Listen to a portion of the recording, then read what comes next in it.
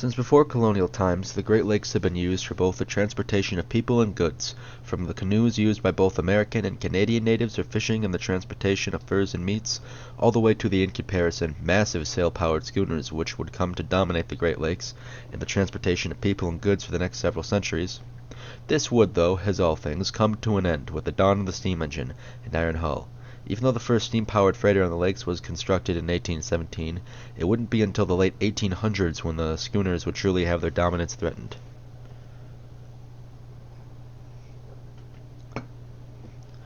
Only a short 3 years after the end of the Civil War, the wooden steamer RJ Hackett was launched on November 16th of 1869. This vessel was powered by a triple expansion steam engine and was the first steam-powered freighter to be built with a hatch-line deck in mind. Before this point, old passenger vessels had their superstructures cut down to the freeboard and had their hulls rebuilt in the cargo holds, where they would contain bulk cargoes much like the slower and smaller schooners. The Hackett took the best designs of the schooner and these makeshift steam-powered freighters and put it into one steamship design, which is still seen today in the form of the classic lake boat design. Only 1 year after the launch of the innovative Hackett, the Second Industrial Revolution would officially begin, which would result in thousands of innovative and important inventions, ranging from the telephone, to the automobile, to the typewriter, as well as many more influential and integral inventions, which created the world we live in today. The Hackett, by no coincidence, was built in response to the massive demand for iron ore created by the rapidly changing times as well as the rapidly opening ore mines sprouting up across Michigan, which were fueled by the rapid industrialization of America. As previously stated, the Hackett's design was extremely influential, so much so that it changed the silhouette of Lakers for the next 110 years. The demand for iron ore, coal, and grain was high as the Second Industrial Revolution was in full swing, and there was still a demand for ships to haul raw materials, and the Hawgood Transit Company was just one of literal dozens of companies and shipping lines which were formed to fill this demand. In 1901, the Hawgood Transit Co., to fill these demands of the industry, put in an order for 7 near-identical ships, starting with the ill-fated Eteria and ending with the slightly larger Wisconsin. The Edwin F. Holmes was launched on the 12th of December, 1903 in Lorain, Ohio, by the American Shipbuilding Company. The Holmes was the 5th of her class and the first of the final 3 to be slightly longer than her sisters, Holmes and Umbria being 6 feet longer than their 4 other near-sisters, while the final ship of the class, Wisconsin, was 8 feet longer than the Eteria. The Edwin F. Holmes' career was muddled with bad luck even before her first voyage, as while being fitted out in January 22, 1904, the Black River flooded and her mooring lines failed, causing her to be pushed into a nearby river bank, where she would remain stuck up until the 5th of February. After she had been moved back to her slip, she finished fitting out, where she was equipped with a triple expansion steam engine, 2 Scotch marine boilers, and a single screw, which gave her the unloaded speed of 10 knots and a loaded speed of 6, as well as lavish woodwork which she would keep for her entire career.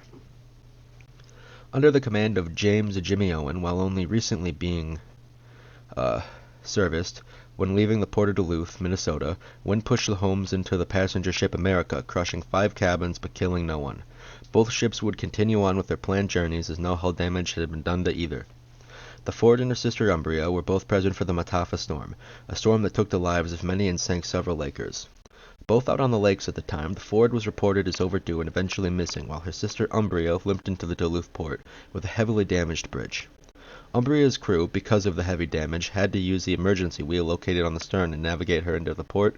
As the storm raged on with her sisters, the Holmes reported as missing. However, to everyone's relief, the Holmes steamed into Duluth, witnessing the wreck of the Mataafa the very next day, with no damage and business for her continued as normal. During the year of 1905, another one of the Holmes sisters was struck with disaster when the larger freighter Amasa Stone rammed the SS Eteria, the first of the Ford's class, of which was named after, at the time, world-famous Cunarder RMS Eteria. She was struck on her starboard bow and capsized within 5 minutes, while the Amasa Stone steamed away, leaving the fastest sinking ship behind. Miraculously, Eteria's entire crew survived and was rescued by another nearby freighter. Eteria's wreck was only recently discovered in 2011 within 310 feet of water upside down. Her stern slammed into the sediment and is partially buried while her bow is partially suspended in the water, preserving her forward cabins and pilot house. She is of recent the only surviving example of the class. After several reliable years of service and no further incidents, the most deadly and destructive storm system ever recorded on the lakes formed. What is now remembered as the Great White Hurricane in 1913 formed on November 6th and lasted to November 11th, when two separate and on their own dangerous storm systems collided over the still warm November waters of the upper three Great Lakes. The storm resulted in wind speeds of 90 miles per hour and several feet of snow, crippling cities and towns across both Canada and the U.S. To make conditions even worse, the average temperature recorded was negative 10 degrees, making the course of the storm. During the course of the storm, 12 ships were taken to the bottom with no survivors, and 32 were grounded or otherwise destroyed. The resulting storm claimed the lives of 253 people. However, the real tally of deaths has never been counted. The death toll is just the victims of the 12 vessels which went under with all hands during those 4 days and caused millions of dollars in damages. Ships that braved the blizzard were met with low visibility and an average wind speed of 60 miles per hour, a wind chill of negative 15 degrees, and waves 30 feet high. The Holmes was upbound under the command of C.D. Brown when the two storm systems converged. After braving through the rough inland seas for 2 days, Holmes made it to Whitefish Bay on November 8th, where she dropped her anchor and waited for the Sulaks to open up again. After waiting nearly a day for the Sulaks to open and the appearance of the weather clearing up, at 4 a.m. she steamed out of the locks into the deceivingly calm Lake Huron, much like an eye of a hurricane. This was only a facade. Unbeknownst to her crew, she was on her way into the worst of it. As the day went by, the weather's conditions very quickly worsened back to a wind speed of 90 miles per hour and 35-foot waves. By the time C.D. Brown had realized his mistake, he was far from any port and was forced to brave the fierce storm, while ships all around sank or were wrecked. Sometime during the thick of it, a 90-foot rogue wave smashed into her pilot house, damaging it but not disabling it. By the afternoon of the 10th, the storm had mostly subsided, and the true scale of destruction the storm caused came into view. Newspaper after paper reported on wrecked vessels from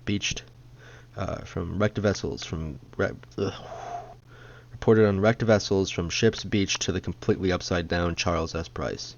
Even the first captain of the Holmes, James Jimmy Owens, wasn't spared, as the Henry B. Smith, the ship he captained, was lost with all hands. Just like the Mataafa storm, Holmes was reported overdue, and when the wreckage from her pilot house was discovered, including a life preserver with her name on it, the worst was assumed, and she was reported as sunk by the Port Huron Times, under the heading, F.F. Holmes Lost Too, which reads, A patrol dispatched from here to search the south shore of this point reports finding a life preserver with the name Edwin F. Holmes painted on it, about 5 miles down the shore. Considerable wreckage consisting of pilot house, window sash, doors, bottles, etc. This would indicate, as of F, a comparatively new boat. The Holmes is about 400 feet long. By the time Holmes reached port, she was one of only a handful of Lakers which survived the freezing, churning waters and cold fury of the inland seas, forever marking her in history as one of only a few survivors. Holmes' sister, the H.B. Hawgood, was also present for the storm, during which she witnessed the sinking of 4 different ships. The Charles S. Price, the Regina, the Wexford, and the Isaac M. Scott, all of which went down with all hands, before she was beached by her wheelsman Edward Cranberry to save her and her crew from the storm. Only a week or so after her beaching, the Hawgood was towed back onto the lake and continued service.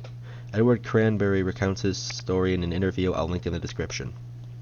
As well as the Hawgood, the Holmes sister J.M. Jenks was grounded by the storm with no reported casualties and was refloated shortly after. After repairs had been completed, Holmes continued sailing with C.D. Brown as her captain, and only 3 years after the terrible storm, the Hawgood Company was found guilty of illegal dealings with the American Shipbuilding Company, giving them an unfair advantage in getting contracts due to this, Holmes, her 5 sisters, and 3 other Hawgood ships were, by government, sold to the massive 100-plus Pittsburgh Steamship Company, which was owned by U.S. Steel. Among their new fleet mates were famous vessels such as the fateful Carl D. Bradley, the William A. Irvin, and the SS Meteor, both of which exist today as museums.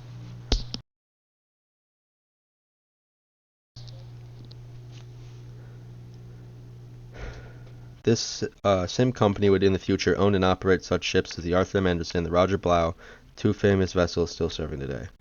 Holmes and all her sisters were immediately renamed and refitted, the Holmes being renamed the E.C. Collins and painted in the new company colors, red hull, white superstructure, and her funnel painted silver. Not only did the newly named E.C. Collins receive new colors, but between the years in 1916 and 1917, she and her sisters all underwent their first major refits. Their pilot houses were enclosed, their spar decks and cargo holds were rebuilt as arch and hopper side construction, replacing their original hold configurations, and the wooden hatches were replaced with steel ones. As well as this, due to a newly mandated rule, they were all required to have a to have 3 separate watches instead of the typical 2. So to accommodate this, a deckhouse was built between cargo hatches 9 and 10. Once refits had finished, they were brought into service for the Pittsburgh Steamship Company, hauling iron ore, coal, and grain to fuel the war machine against the Central Powers in the Great War. Collins and her sisters would proudly serve under the Pittsburgh Steamship Company all the way to the beginning of the Second World War, fueling the economic boom of the 20s and giving out much-needed jobs during the Depression. However, the Holmes was destined for something different, as in 1943, 1 year after the U.S. declared war on the Axis powers for the bombing of Pearl Harbor, on June 15th, a collision took place between the Pittsburgh steamship vessel D.M. Clemson and the George M. Humphrey, a ship owned by the Kinsman Transit Co. The Humphrey sank with no loss of life, but was declared a total loss, it laying 80 feet beneath the waves, and due to the ongoing war effort, shipyards would not be able to produce a Laker to replace the Humphrey, and so a deal was arranged where the Collins and her sister, the McAlvary Shiraz, the ex-Umbria, were transferred to the Kinsman fleet, as the two of them made up a similar cargo capacity as the sunken Humphrey. They weren't the only ships of the class to be transferred to other fleets. Collins' sister Pentecost Mitchell, the ex-H.B. Hawgood, and the Herman C. Strom, ex-Wisconsin, also the biggest of the class, was bought by the U.S. Maritime Commission, and the Bransford was transferred to the American Steel Wire Company, separating the sisters into different companies after nearly half a decade of being together. World War II would eventually come to an end, all the ships helping fuel the war machine, bringing an end to the most deadly conflict known to man. After the war, E.C. Collins and McAlvary Shiraz, which were built to haul iron ore, had their holds cleaned up and were given the job of hauling grain. Unfortunately, this is where 2 of her sisters would meet their end. The 2 ships under the ownership of the U.S. Maritime Commission, the Pentecost Mitchell and the Herman C. Strom, were both sold for scrap metal to the Steel Company of Canada in 1946, and subsequently broken up for their steel, marking the first vessels of the class to go. The Collins and the Shiraz would haul grain for 13 years until Collins was put up for sale in 1956 due to her age and size. It was assumed she was content to join her 2 sisters in being broken up for her steel, but an offer was made by Huron Cement, and the half-century-old Laker was sold off to be a cement carrier.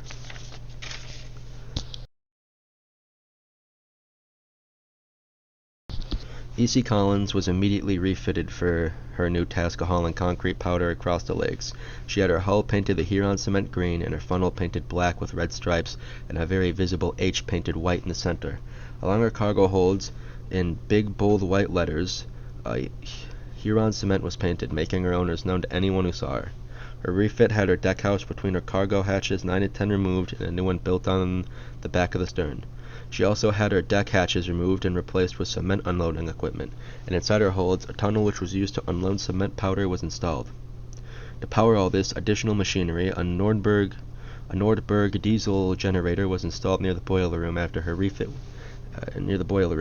After her refit was completed, she was for the final time given a new name, it being the J.B. Ford, after one of Huron Cement's founders, and was kept on hold until winter layup was over. During the year of 1959, on January 21st, all her sisters still owned by the Kinsman fleet, the McAlvary Shiraz, was torn free from her moorings by heavy winds and ice and was sent flying down the Buffalo River until she was met with the Michael K. Tewksbury, another freighter which had been broken free. She slammed into her, and the 2 damaged ships freely drifted into the Michigan Avenue lift bridge, knocking it down and dealing significant damage to both vessels. This event would end in tens of millions of dollars of damages and nearly every party involved being blamed, at least somewhat, for the carnage which took place. A new bridge was constructed and the Michael K. Tewksbury was repaired only to serve for 3 more years before being sent off to the breakers. The Ford sister, the Shiraz, was considered a total loss almost immediately and was sold for scrap, leaving Ford a single twin and cutting the class of 7 down to a mere 3. Ford would continue to serve under Huron Cement, delivering loads of concrete across the lakes as her other sisters were quietly withdrawn from service and scrapped, starting with a J.M. Jenks at the time named Peter Ox Peter, which was serving as a temporary power plant until a permanent one could be built for rural communities along the St. Lawrence River. Once the new power plant had been finished, construction was bought by a German scrapyard and towed across the Atlantic Ocean only to be broken up for steel. Her only remaining sister, the ex-Branford, now the Cliff F. Hood, was refitted to be a crane ship during World War II and barely resembled her now shorter sister. She was sold by the United States Great Lakes Fleet to a Spanish shipyard where she made a several-month-long journey across the world to be broken up for her steel in 1974. The Ford was now the last of her kind afloat and was going strong, having become a workhorse for Huron cement. Over the next winter in 1975, she would have her Scotch marine boilers converted into oil, burning only after her home port threatened to block her from entering if she was not converted. This perfectly displaying how different technology and shipping standards were from the ocean-going vessels. Ford would continue her role as a workhorse as other, much larger ships would join the Lafarge fleet, such as the Jaw Eaglehart. By this point, Ford had received her final livery in the form of a beige hull and her funnel being painted in the colors of the National Gypsum Co. She would continue her service with little of note occurring, except for a minor collision in 1971 between her and the vessel Ulysses Reefer near the Corwood Point buoy, resulting in a few hull plates between hatch number 5 and 6 to bend inward, but not putting the Ford in any danger. Something to note is that the Reefer was renamed a year after the collision, and that only a year after her renaming was sold for scrap, ending a short 33-year-long career, meaning her and the Ford's collision very likely influenced the Reefer's owners to replace her. Only a year after the collision, an electrical fire would break out while the Ford was on the Saginaw River, with minimal damage, and would be repaired. She would continue her service up until disaster struck when, near the end of winter layup in 1985, an engineer failed to blow condensation out of the steam line of the triple expansion steam engine, causing it to crack. The engine was semi-repaired, however the Ford would never function the same way again. Due to a mix of the accident, her size, and age, the J.B. Ford was laid up in Milwaukee as a spare vessel, if she would be at any point needed. She would remain in the state up until she was bought by Lafarge in 1987, where she was to be used as a floating concrete silo. She would never sail under her own power again, so was towed to the Lafarge terminal in Chicago, where still sailing vessels such as the Alpena, J.A.W. Eaglehart, or Paul H. Townsend would unload massive amounts of cement, which would be distributed as needed. In 2001, with the completion of a massive silo in Chicago, the Ford was no longer needed in Chicago and so was transferred to Superior, Wisconsin. After 3 years of service, she was dry docked, where she had her hull inspected and her paint stripped and repainted. She also had her sea chest ports welded shut and her propeller removed in a bid to keep her watertight. Once these alterations were complete, she went back to loading and unloading cement as a barge. Only 2 years after Lafarge started to auction fittings and pieces of the ship off, including engine room dials, telegraphs, and pilot house equipment. Included in the auction was one of the Ford's lifeboats. She would return to service until the self-loading barge Innovation was completed and took the place of the much larger 1936-built J.A.W. Eaglehart, which replaced the Ford's duties in Superior. In 2008, the Ford was then moved to the municipal terminal dock, where she and her fleetmate, the E.M. Ford, were put up for sale. Both vessels had a large amount of interest in saving them. The E.M. Ford even had a town prepared to take ownership of her. However, unfortunately, the people involved were not made aware that a buyer was being looked for until after a contract had been signed with Purvis Marine of Canada, where she would be torn up for scrap. In a similar situation which will soon follow, the E.M. Ford's historic 1898 engine, of which the Smithsonian had an interest in, was destroyed and not salvaged, and her pilot house was lost as well. After this massive loss, all eyes were now on the J.B. Ford, and in response to the 2010 Great Lakes Steamship Society, or the GLSS, formed in an attempt to bring attention and raise money for the historic Great Lakes vessel built before the Second World War. They'd initially had their eyes set on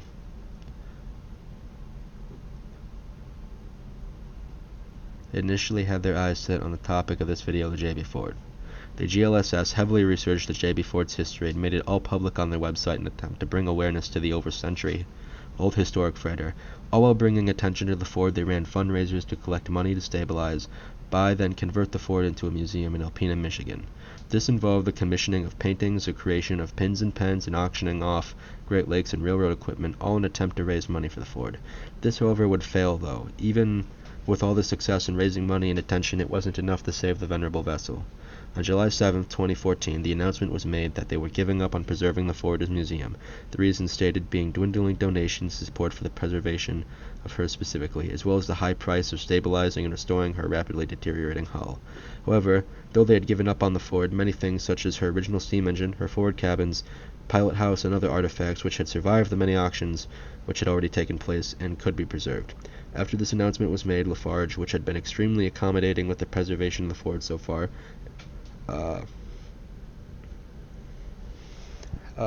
finally put her up for sale again, of which Ascon Scrap Yards in Duluth, Minnesota won the bid. She was towed a short distance to their ship-breaking slip, where the Ford would be added to a long list of Lakers which had met their end there. Ascon wasted no time in removing fittings such as sinks, various components of equipment, doors, furniture, portholes, and some wood paneling to sell off in auctions. While these final objects of significance were being removed, the vessel was being cleared of asbestos, and smaller deck machinery was removed and scrapped or sold to private collectors.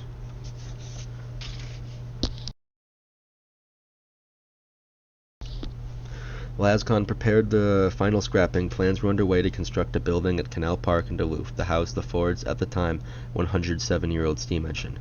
However, this would never solidify, as plans to extract the engine and other equipment would never be decided upon, and so Ascon further prepped the engine and other steam equipment for scrapping.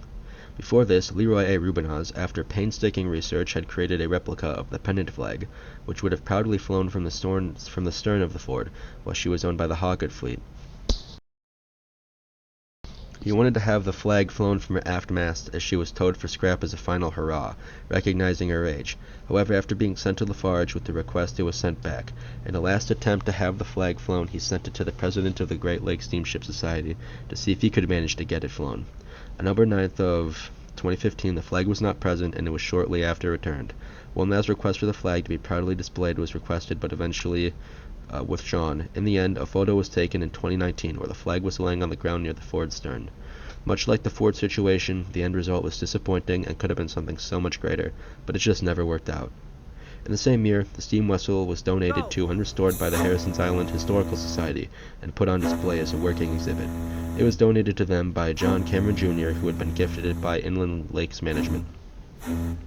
After nearly 5 years of sitting at the breaking slip in mid-January of 2020, the cutter's torch was finally lit and the J.B. Ford scrapping began, after she began to take in water in the engine room. Ascon's scrapping of the Ford was slow and arduous, Ascon scrapping large pieces of the Ford before halting demolition work for weeks to months on end. The method of scrapping is to pull her to shore with a winch and cut away at her until she has finally been fully demolished. Ascon, even after they had prepped the engine to be scrapped, still attempted to save it, but unfortunately, due to a vague salvage incident, it was destroyed. As well as this, Ascon failed to save the pilot house and the forward cabins, leaving only scattered artifacts removed or sold from her, some of which I am lucky enough to own. Even though the Ford has been lost to time, she is not the last of the pre-Second World War Lakers left in the wild. The St. Crapo was the flagship of the Huron cement fleet and served with the Ford, delivering concrete powder across the lakes. She was only recently broken up for scrap at Port Colborne, after Lafarge suddenly pulled out of an attempt to preserve the ship and sold it for scrap. There is the J.A.W. Eigelhart, the larger freighter, which replaced the Ford in her duties. She still sits at the Lafarge Pier, serving as a cement barge. There are also still Second World War era ships such as the Alpina, Lee Jugurtha, as well as the Cuyahoga, all in active service. The McKee Sons was built as a troop transport for the Second World War, and after being converted into a barge in the 90s, had its stern accommodations and aft propulsion equipment removed. She has been in layup since 2018. In Chicago, the CTC No. 1, built in 1943, sits idle, rusting and decaying, and will most likely end up being the last remaining maritime-class Laker left on the lakes, as the other remaining 3 have all been recently sold for scrap. There also remains a large number of Lakers from the 50s and 60s, including the fabled Arthur M. Anderson. Besides all of these active vessels, a handful of museum ships of varying sizes and ages represent ore freighters, and though all these examples still exist, it does not take away from the significance of the Ford's loss. She was the last ship afloat that survived both the Mataafa storm and one of the last to survive the Great White Hurricane in 1913.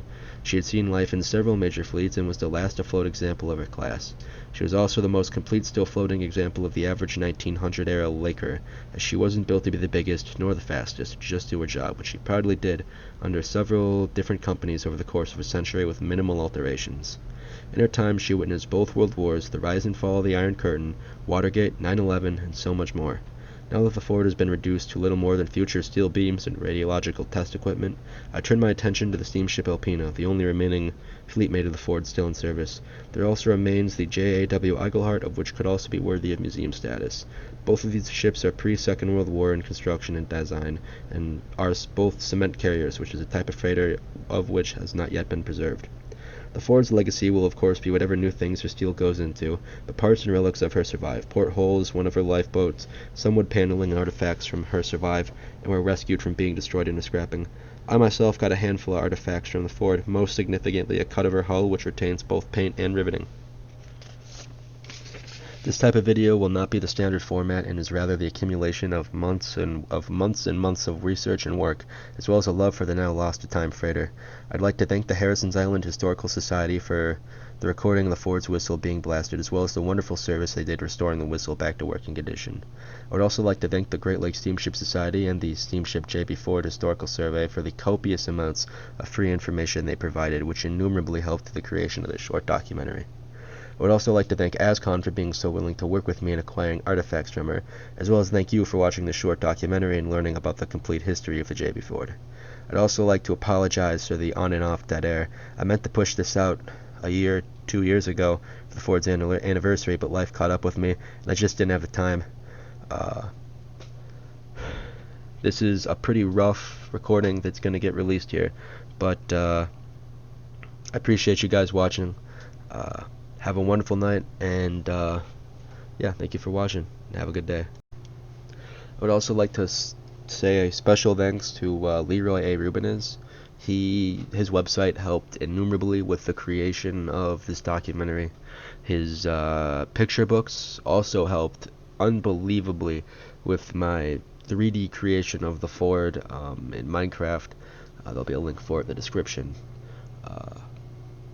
And overall, he has done incredible work in the preservation of the J.B. Ford, post and pre-scrapping. And I'd just like to put out a special thanks for him for the absolutely incredible work he's put out there and gotten done. Thank you.